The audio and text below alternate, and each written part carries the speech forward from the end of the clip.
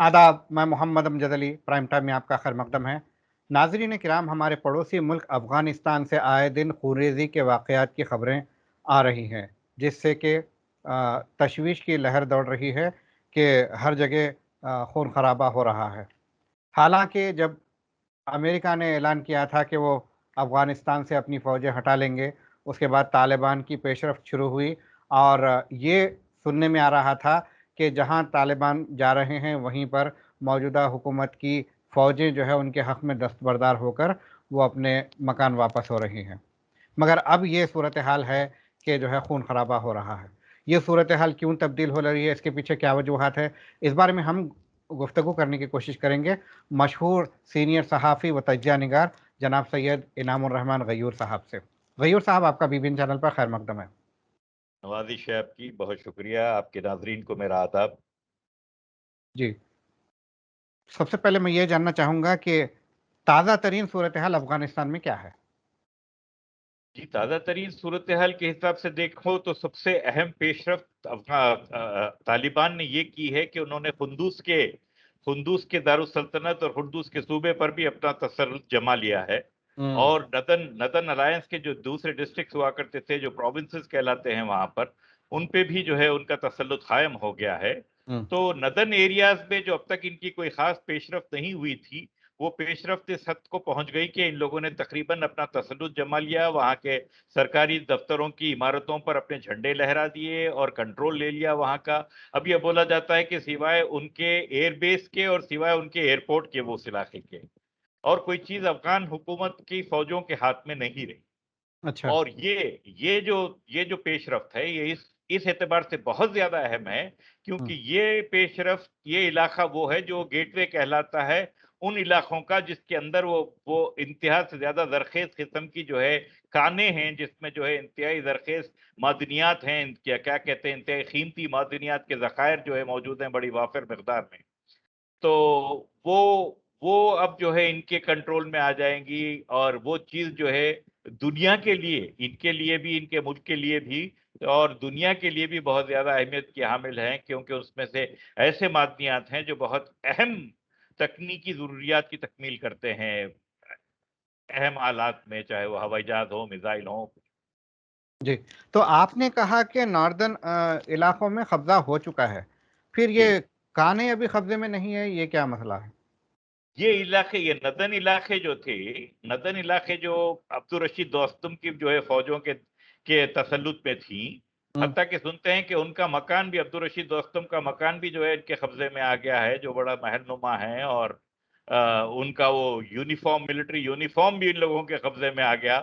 क्या हुँ, तो और ये इस वक्त पर जो है गए हुए थे तुर्की, जहां पर उनकी बातचीत चल रही थी अर्दोगान से कि वो किसी तरह बीच में कुछ वो मामलतदारी करा दें इन लोगों के साथ। तो ये हुआ। आपने पूछा कि वहां पर कीमती जखायर हैं, बेशकीमती जखायर हैं, तो वो जखायर का यही इन इलाकों में पड़ते हैं जहां पर नदर्न अलायंस का जो है तसल्लुत था। और नदर्न अलायंस को पसे पुष्ट तमाम मुतमद्दुन दुनिया के लोग किसी न किसी तरह सपोर्ट कर रहे थे, क्योंकि हुँ, किसी न किसी तरह उनका कुछ ना कुछ काम निकल रहा था वहां पर। हुँ। जी, तो वो चाहे लाख जुल्म ढाएँ, लाख सितम ढाएँ, अब्दुल रशीद दोस्तम और उनकी जो है मिलिशिया और उनकी फ़ौजें, ये लोगों के काम निकल रहे थे, तो उसके बारे में ज़्यादा जो है मुतमद्दन दुनिया को वाकिफ़ नहीं कराया गया कि क्या हो रहा है जी, वहाँ। अब सूरत-ए-हाल जो है बदलेगी। जी। तो अब ये मौजूदा खून-रेज़ी हो रही है, ये किसकी जानिब से हो रही है? देखिए, खून-रेज़ी का तो बहुत ज़्यादा हव्वा खड़ा किया जा रहा है। खून-रेज़ी अफ़गानिस्तान में सन 70 से जो है चल रही है, जब जो है दाऊद ने जो है ज़ाहिर शाह की हुकूमत का तख्ता उल्टा था कम्युनिस्टों की मदद से। उसके बाद किसी न किसी सूरत में खून-रेज़ी तो वहाँ चल ही रही है। लेकिन अब जो आपने जैसा शुरू में कहा कि शुरू समझा जा रहा था कि जो है फ़ौजें हथियार डाल रही हैं या उनसे मसालियत हो जा रही है या वो लड़ाई की सूरत-ए-हाल नहीं रह रही है। तो बाज़ जगहों पर ऐसा जभी भी हो रहा था, बाज़ जगहों पर नहीं भी हो रहा था। यही सूरत-ए-हाल अभी भी है। और खून-रेज़ी के ताल्लुक से मीडिया की का क्रिएशन रहता है जो बहुत ज़्यादा बताते हैं। बाज़ वक़्त पे 5 अमवात को बहुत बड़ी खून-रेज़ी कह देते हैं ये लोग, बाज़ जगह पे 50,000 की मौत को जो है बिल्कुल ज़िक्र भी नहीं आने देते। ये जी, वेस्टर्न मीडिया पे भरोसा बिल्कुल नहीं करना चाहिए। ठीक है, ठीक है। तो अब ये जो मौजूदा हुकूमत है, अफ़गानिस्तान को किस तरह से देख रही है? क्या ये अफगानिस्तान में तालिबान को मौजूदा हुकूमत की जानिब से मुज़ाहमत का सामना है? ये तो होता ही आ रहा है, मुसलसिल मुज़ाहमत है, इस हद तक मुज़ाहमत है कि अब अमेरिका ने भी हाथ उठा लिए, तो मौजूदा हुकूमत जो है अपनी खुद की बक़ा के लिए, अपनी अपनी बक़ा तो बक़ा यानी हुकूमत की बक़ा तो छोड़िए, अपनी जान की बक़ा के लिए, अपनी जान की सलामती के लिए भी पाबंद है, कुछ न कुछ दिफ़ा करने के लिए। हुँ, वरना तो इनको बड़े कड़े मसाइल से गुज़रना पड़ेगा और यही इम्कान भी है हुँ, और वो उसी सूरत में टल सकता है जब अब्दुल गनी साहब जो है ये ऐलान करें कि मैं हुकूमत से दस्तबरदार हो रहा हूँ और केयरटेकर हुकूमत को छोड़ जा रहा हूँ, उनसे आप मसालियत कर लीजिए, मामलत कर लीजिए, तो फिर क्या सूरत हाल होगी जब देखा जाएगा।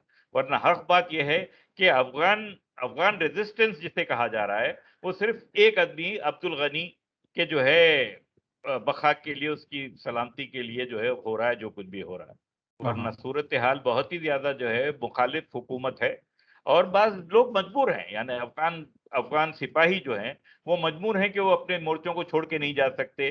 वो ब और बहुत नागुज़ीर हालात में ही हथियार डालने पे जो है राज़ी हो सकते हैं वो, उनके हालात वैसे हैं। जी। बीच में अमेरिका जो है मिडलिंग करने की कोशिश कर रहा था कि जो है मौजूदा हुकूमत और तालिबान मिलकर मुश्तरका हुकूमत बनाएँ। तो अब मौजूदा मौक़िफ़ क्या है अमेरिका का? तालिबान ने बिल्कुल पहले में ये बात कह दी थी कि मौजूदा हुकूमत से बातचीत तो हो सकती है मगर अब अब्दुल गनी के बगैर जी। जी। तो उसके बगैर लेकिन वैसी बात को अफगान हुकूमत ने कबूल नहीं किया। वो लोग शायद राजी हैं अब्दुल्ला अब्दुल्ला से बातचीत करने के लिए, उनसे बातचीत करके कोई मसालियत पे आने के लिए। मगर ये गनी की बका का मामला है और बहुत सारे जो है ऐसे ऐसे इन लोगों की बुराइयां हैं जिनका इनको खमियाजा भुगतना पड़ेगा। इस हद तक कि अमेरिका ने भी अब आखिरकार ये कह दिया कि भाई तुम लोगों ने इस कदर करप्शन से काम लिया है कि जो पैसा फौज पे खर्च करना चाहिए था वो भी तुम लोगों ने अपनी जेबों में डाल लिया, तो अब तुम लोगों से बिल्कुल दिफा हो नहीं रहा है अपनी हुकूमत का। जी। तो ये वजह है। हुँ। तो और अब खून-रेज़ी इससे की जो आपने बात की, देखिए हुँ, फिर नया दौर जिसकी तरफ इशारा कर रहे हैं गालिबन, वो ये है कि अमरीकी ड्रोन्स और अमरीकी हथियार इस्तेमाल करके जो है कुछ तालिबान के इलाकों पर ज़रा सख्त किस्म की बमबारी वगैरह की गई। हुँ, लाख लाख जो है ऐलान नहीं करने के बावजूद। हुँ, तो उसके जवाब में तालिबान ने ये किया कि जो अब तक शहरों पर हमले नहीं कर रहे थे, वो शहरों पर हमले कर रहे हैं, बल्कि सरकारी अफ़सरों के ऊपर जो है बाकायदा हमले जो है हो रहे हैं। जी, तो तालिबान कोई चीज़ ढकी-छुपी नहीं कर रहे। वो कह रहे हैं कि आप हमारे साथ सही तरीके से रहो हम भी आपके साथ सही तरीके से रहेंगे। तो जी, माहिदे की खिलाफ वर्ज़ी दूसरी तरफ से हो रही है। हुँ, ये बताते हैं तालिबान। उसमें ठीक है। सदाकत भी है, आज गौर करके देखें आप तो तालिबान बड़ी खरी, साफ बात करने वाले लोग हैं। वो हुँ, किसी की मोहब्बत, मेहरबानी से यहाँ तक नहीं पहुँचे, वो अपना लोहा मनवा कर यहाँ तक आए हैं और जी, उनकी पेशरफ्त पहले रुकी भी थी, ऐसा नहीं था, मुसलसल उनकी पेशरफ्त हो ही रही थी, तभी तो जाके अमेरिका के जो है हाथ-पाँव फूले कि भई ये तो खत्म होने वाला सिलसिला ही नहीं दिख रहा। तभी अमेरिका ने जो है इनको जो है बातचीत के लिए बुलाया, 2 साल से, ढाई साल से बातचीत का सिलसिला चल रहा है। तो ऐसी सूरत में जो है बहुत अहम बात रह जाती है जी। कि ये भी कि खबर तालिबान से मसालहत कर लें वो लोग। जी। जी, ये भी खबर आम हुई थी कि अफ़गानिस्तान में एक खातून को फलाँ-फलाँ लिबास पहनने पर अफ़गान तालिबान ने हलाक कर दिया है। तो इस पर आप कुछ रोशनी डालेंगे?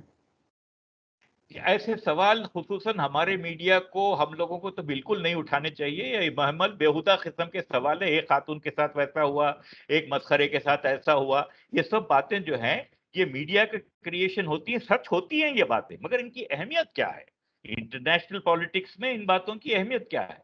हुँ, अमेरिका में 33% कॉलेज स्टूडेंट्स लड़कियां जो है वो रेप हो जाती हैं कॉलेज पास करने से पहले, ग्रेजुएशन से पहले, और कई हुँ, लड़कियां एक से ज्यादा बार रेप हो जाती हैं। उसके ऊपर कोई बातचीत नहीं होती। तो ये हुँ, बात बिल्कुल बेहुदा है कि औरत के साथ वैसा किया गया।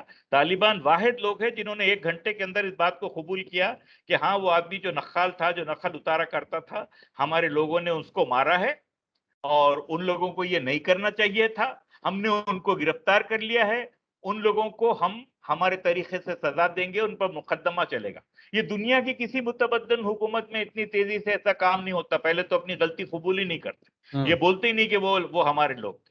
मगर ये तालिबान अगर कर रहे हैं तो उनको फेस वैल्यू पर लेना चाहिए, ऐसी चीजों को पॉजिटिव के तौर पर देखकर उनको ही उसी उसी को एनकैश करना चाहिए।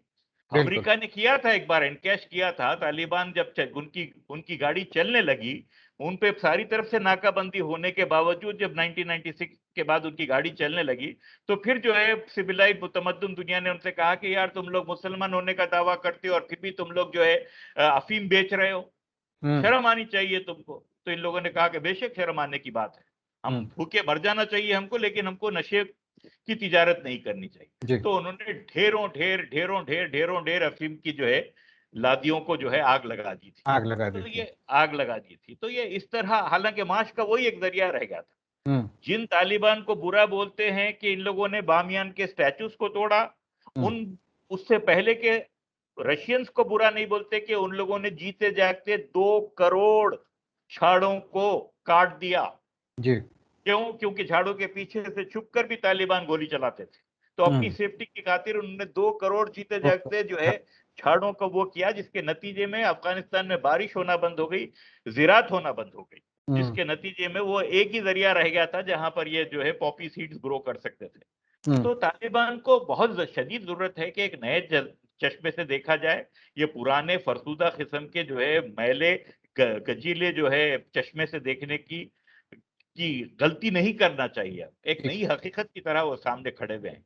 आप उनसे आप ये कहते हैं कि आप उनको जो है इमारत शरिया के नाम से हुकूमत करने नहीं देंगे। अरे भाई, आप होते कौन ऐसा ऐसा बोलने वाले? हम्म। कई लोग हैं जो ऐसा कोई ऐलान करे बगैर कट्टर किस्म की जो है रिलीजियस हुकूमत जो है चला रहे हैं।